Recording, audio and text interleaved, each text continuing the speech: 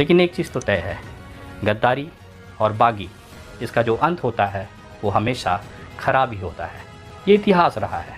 तो शायद इस बार आपको एक नई गद्दारी और एक नया बागीपन महाराष्ट्र में देखने को मिलेगा और एक उथल पुथल जो मची हुई है इसका जो अंत है वो बुरा ही होना है।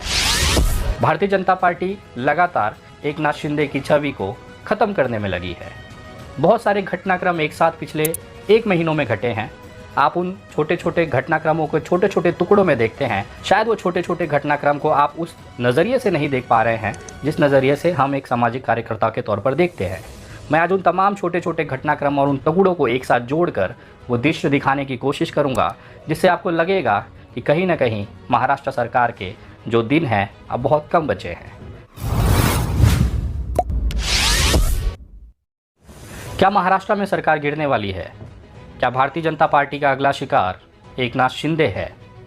क्या भारतीय जनता पार्टी का जो अगला टारगेट है वो महाराष्ट्र की सत्ता हासिल करना है स्वयं के दम पर पूर्ण बहुमत के साथ? ये बातें मैं क्यों कह रहा हूँ आपको अगले कुछ मिनटों में समझ में आ जाएगा।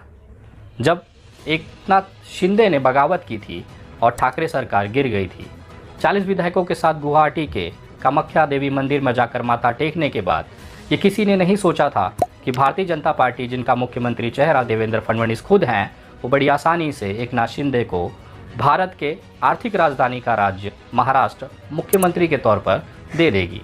लेकिन एक आश्चर्यजनक फैसला हम सभी के सामने था।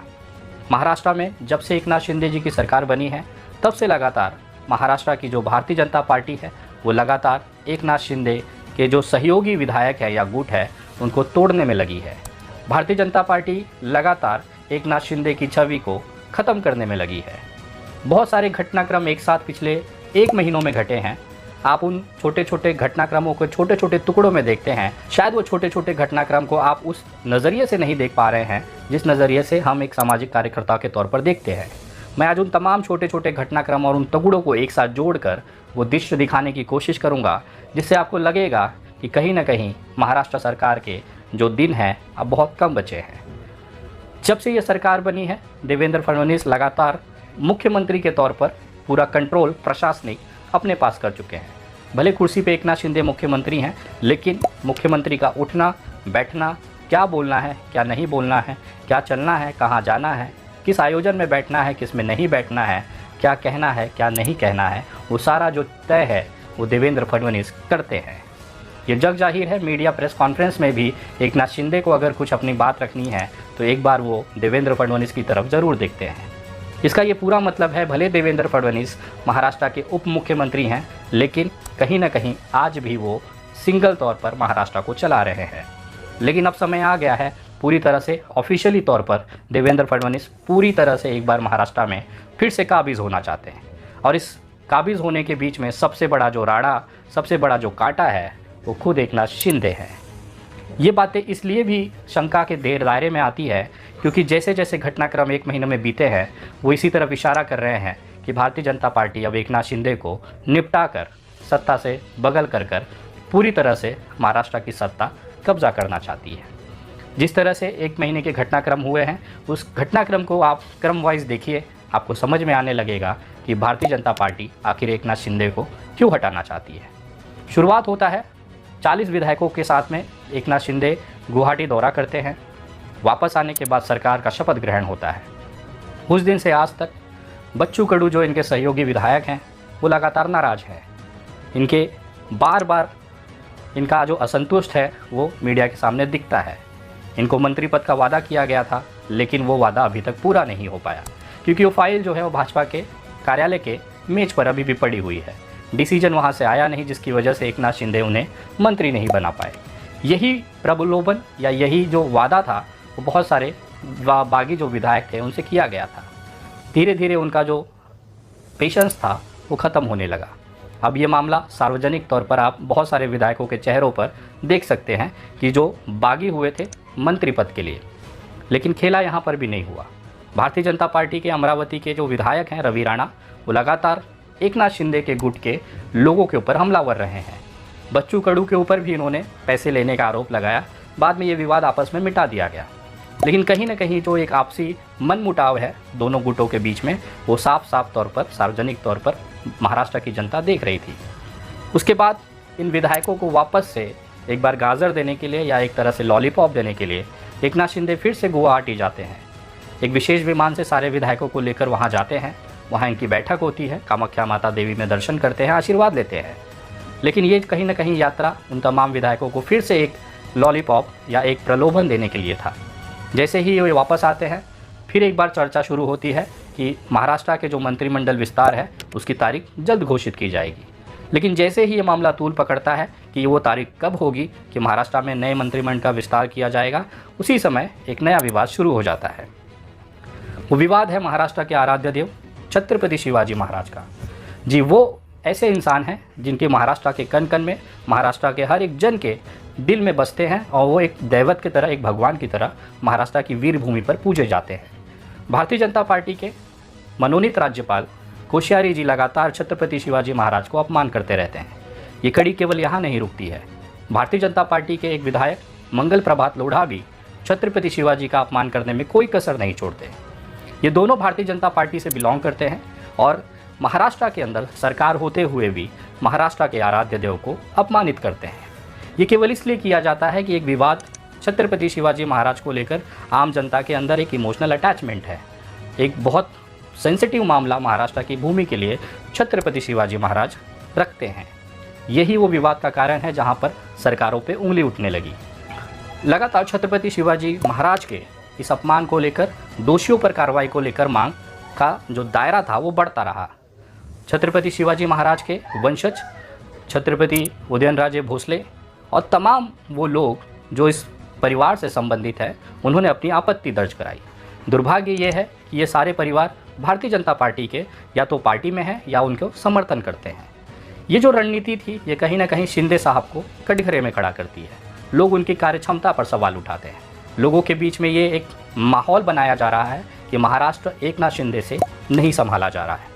भारतीय जनता पार्टी ने जब इस विवाद को लेकर एक देखा कि आम जनता बहुत गंभीर तरीके से सड़कों पर उतर जाएगी, फिर एक नया मुद्दा लोगों के सामने छोड़ दिया गया ताकि छत्रपति शिवाजी महाराज का अपमान का बदला बगल में रहकर वापस से एकनाथ शिंदे को टारगेट करने के लिए एक नया माहौल तैयार किया जाए। ये वही मुद्दा है जो पिछले 40 वर्षों से इस देश के महाराष्ट्र के राज्य में चल रहा है। वो मुद्दा है कर्नाटक और महाराष्ट्र के बीच में एक गांव बेलगावी का। ये वो गांव है, एक एरिया है जो महाराष्ट्र और कर्नाटक के बॉर्डर पर आता है। जब इस देश में भाषा के आधार पर प्रांतों का गठन किया गया तो महाराष्ट्र और कर्नाटक राज्य बने। उसी के बॉर्डर पर एकदम सीमा पर बसा हुआ बेलगावी, जिसमें अधिकतर महाराष्ट्र के मराठी भाषिक लोग हैं, वो महाराष्ट्र में आना चाहते थे, लेकिन प्रांतवार रचना के हिसाब से वो कर्नाटक को दे दिया गया। ये विवाद हिंदू हृदय सम्राट माननीय बाला साहब ठाकरे के समय से अभी तक चला आ रहा है। छत्रपति शिवाजी महाराज का विवाद जब तूल पकड़ रहा था, इस मुद्दे को कम करने के लिए, इसकी तीव्रता कम करने के लिए अचानक से बेलगावी का कर्नाटक का सीमा विवाद वापस से निकाल दिया गया।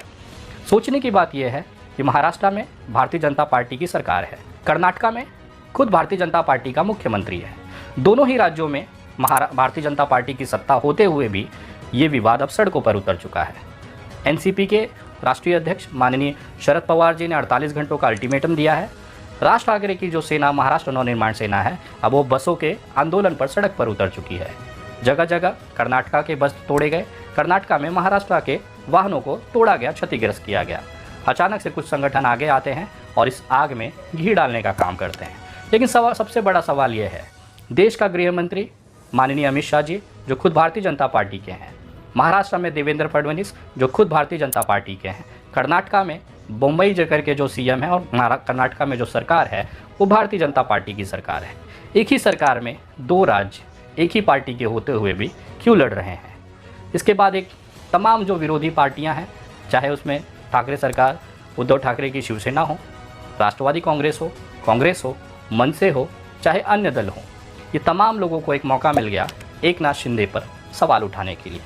ये जो विवाद है लगातार एक के बाद एक, ये कहीं ना कहीं दिखाता है कि एकनाथ शिंदे से महाराष्ट्र संभल नहीं रहा है।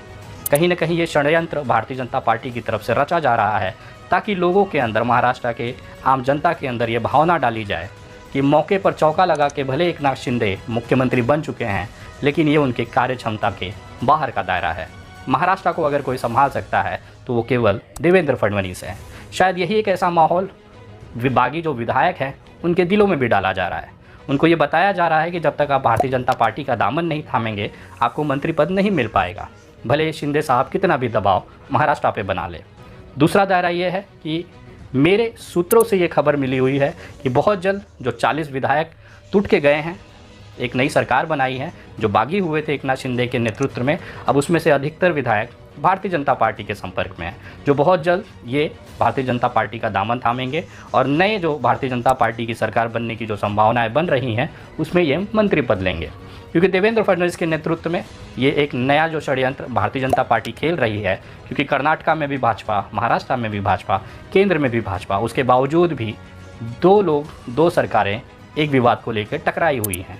ये चाहे तो मामला टेबल पर बैठकर हल किया जा सकता था, लेकिन एकनाथ शिंदे को बगल करना भी ज़रूरी है, क्योंकि महाराष्ट्र में सरकार बनाना भी भाजपा के लिए उतना ही ज़रूरी है। जब उद्धव ठाकरे जी की तबीयत खराब थी, महाराष्ट्र विकास आघाड़ी अपने बेहतरीन काम पर थी, तो एकनाथ शिंदे ने वहाँ पर बागी होकर 40 विधायकों को तोड़कर भारतीय जनता पार्टी के साथ सरकार बनाई। ये वही भारतीय जनता पार्टी है जिन्होंने पहले गुजरात में, जो कि भाजपा शासित राज्य है, वहाँ पर इन विधायकों की व्यवस्था की। भारतीय जनता पार्टी के बहुत सारे नेता, जिसमें मुख्यतः मोहित कंबोज, इनके साथ लगातार बने रहे। आप तमाम लोगों ने समाचार चैनलों पे देखा, मोहित कंबोज और बाकी भारतीय जनता पार्टी के जो देवेंद्र फडणवीस के एकदम खास व्यक्तित्व हैं, उन्होंने पहले सूरत, बाद में गुवाहाटी और फिर महाराष्ट्र में इस सरकार को बनाने में धन, बल और षड्यंत्र सभी का भरपूर इस्तेमाल किया। लेकिन एकनाथ शिंदे और उनके 40 भोले भाले विधायक ये भूल गए कि जो इंसान आपको गद्दारी कराने पर, बागी होने पर वो सारी सुविधा में हम उपलब्ध कराता है, जिस दिन वो चाहेगा महाराष्ट्र में सरकार बनाना तो इन 40 में से भी वही लोगों को तोड़कर अपने पास शामिल कर लेगा। तो बहुत कम अंतर है, बहुत कम विधायकों की ज़रूरत है, उनको तोड़कर वापस से महाराष्ट्र में एक छत्र भारतीय जनता पार्टी की सरकार बनना की संभावना जो है वो दिखाई दे रही है। तो कहीं ना कहीं ये एक बड़ा सवाल आम महाराष्ट्र के लोगों में है कि क्या अब सरकार गिरने की तरफ बढ़ रही है? क्या एकनाथ शिंदे को बगल कर देवेंद्र फडणवीस या किसी नए चेहरे को महाराष्ट्र का मुख्यमंत्री बनाया जाएगा? क्या भारतीय जनता पार्टी एक अपने दम पर महाराष्ट्र में फिर से सत्ता काबिज करेगी? क्योंकि 2024 का चुनाव नज़दीक है, उसको देखते हुए कहीं ना कहीं ये लोगों के अंदर भावना भरी गई है कि जो 40 लोग टूट के आए हैं, उन्होंने पैसे लेकर एक गद्दारी अपने पार्टी के प्रति की, वो सक्षम नहीं है सरकार चलाने के लिए। और ये सारे जो कृत्य हैं, चाहे वो बच्चू कडू के नाराज़गी का हो, 40 विधायकों के अंदर असंतुष्टता का हो, चाहे छत्रपति शिवाजी महाराज के अपमान का हो, चाहे बेलगाम का मुद्दा हो, इसके अलावा बहुत सारे ऐसे मोर्चे खोले गए हैं जहां पर रोज़ एकनाथ शिंदे पर सवाल खड़े किए जाते हैं। तो ये जो छोटा सा एक दृश्य है, मैं आपको दिखाने की कोशिश कर रहा था। इससे शायद आपको अंदाज़ा हो जाएगा कि महाराष्ट्र की राजनीति में अगला कदम अब क्या होने वाला है। लेकिन एक चीज़ तो तय है, गद्दारी और बागी, इसका जो अंत होता है वो हमेशा खराब ही होता है। ये इतिहास रहा है। तो शायद इस बार आपको एक नई गद्दारी और एक नया बागीपन महाराष्ट्र में देखने को मिलेगा, और एक उथल पुथल जो मची हुई है, इसका जो अंत है वो बुरा ही होना है। महाराष्ट्र एक बार फिर से सत्ता परिवर्तन की तरफ बढ़ रहा है, ऐसी आशंका मुझे महसूस हो रही है। हो सकता है मैं गलत हूँ, लेकिन जो माहौल और जो रणनीतियाँ बनाई जा रही हैं वो इसी की तरफ इशारा करती हैं। देखते हैं आगामी भविष्य में महाराष्ट्र किस दिशा करवट लेता है। एक छोटी सी रिपोर्ट विनय दुबे की तरफ से। अगर आपको ये रिपोर्ट पसंद आई हो तो कृपया लोगों तक पहुँचाएँ, शेयर करें। आप इस बारे में क्या विचार रखते हैं कमेंट ज़रूर करिएगा। Thanks for watching. मैं हूं शरीफुल शेख। ये वीडियो में अगर आपको इन्फॉर्मेशन मिला तो वीडियो को लाइक कीजिए और ज़्यादा से ज़्यादा शेयर जरूर कीजिए, और इसी तरह की खबर जानने के लिए चैनल को सब्सक्राइब कीजिए, पेज को फॉलो कीजिए और देखते रहिए सच झारखंड टीवी।